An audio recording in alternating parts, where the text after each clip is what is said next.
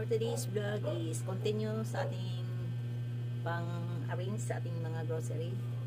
Kung samahan niyo ko dito, Nadia Family's Vlog. Kung katong hindi pa nakasubscribe sa aking channel, please like, comment, and subscribe. O big love shout out team Kapuso. O dito naman tayo, samahan niyo dito si Mami Nels from busy, super busy. O ngayon, let's go!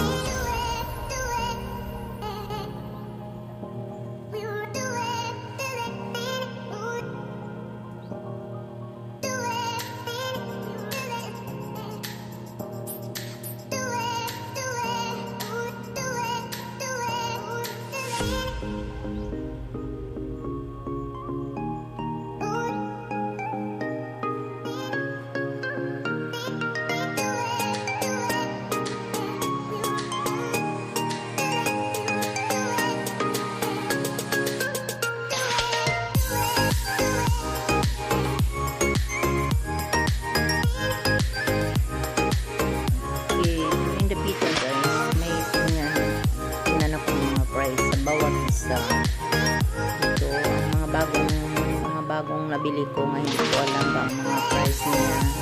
Ayan. Tingnan ko sa resibo para malaman ko kung kailan ang patong ko sa bawat isa. So, ngayon guys, nakita ko na yan ang price sa ating habon na sulfur, kasi marami ditong naghanap ng mga sabon ng ganyan para sa katol-katol. Kutob sa may magpunta dito nga magbili sang wala akong items, yun na ano ko na lista ko kapas para magkumpra ko next, yun masama ko sa pagbili, yun mayroon na ako. Yan ang ginagawa ko dito sa akin sari-sari store, no? Kunting open pa lang to, kanang kunti lang ang ating makita, pero ngayon makita nyo naman kung ano kadami ang ating mga items. Yun, marami na ako ditong items na nadagdag sa ating pag-opening dito sa ating sari-sari store. O sana hindi kayo magsawang magsubaybay sa ating mga vlog para makita nyo kung paano ang pagdala ko sa aking sari-sari store, Team Kaposo. Yun, inayos ko lahat para maayos man ang ating ano, kahit kunti lang ganansya natin guys, no? Kahit kunti lang at least mayroon. Yun, kunin natin ang lahat kung anong gustong nandyan dito sa ating sari-sari store, kahit kunti-kunti basta mayroon lang, may kabigay tayo. Yan ang ginagawa ko dito sa aking sari-sari store na sa tingin natin nagdami-dami. Kahit ako naka-observe ako na mas marami na ako ngayong items, kahit kunti-kunti lang ang bawat items natin, at least meron. So dito lagay ako price list dito sa ating mga bagong stocks. Kailangan natin i-itemize natin ang bawat isa para malaman natin kung ilan ang ating idagdag sa tubo para sa ating ganansya. Yan. Okay. Kahit hindi man palaging mabakal ang araw-araw, iba-iba ang mabinta mo mga items, kung may mga mabintang yun ang mga bigas, mga iban pang mga items, basta kung mayroon ang bumili, kung mayroon akong mga stocks yun. Yun pandagdag din sa ating income everyday. Kahit okay lang ang adlaw dito, okay na kuya na sa toki or sa masobra pa dyan. Basta mabili ang mga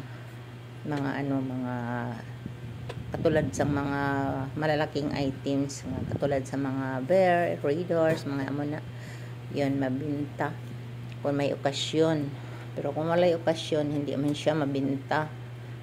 Yun dito, ang mga items ako siyang pangkating-kating para madali lang pagbigay kapag mayroong bumili, para hindi masira ang ating mga items, no? Patulad dito sa Magic Sarap, ako na siyang gi-cut para bigay na lang kayo ng hindi na kayo maghirapan pa nga maghanap ng gunting, maghanap ng kahit anong iputol mo. At least yun, ready na yan.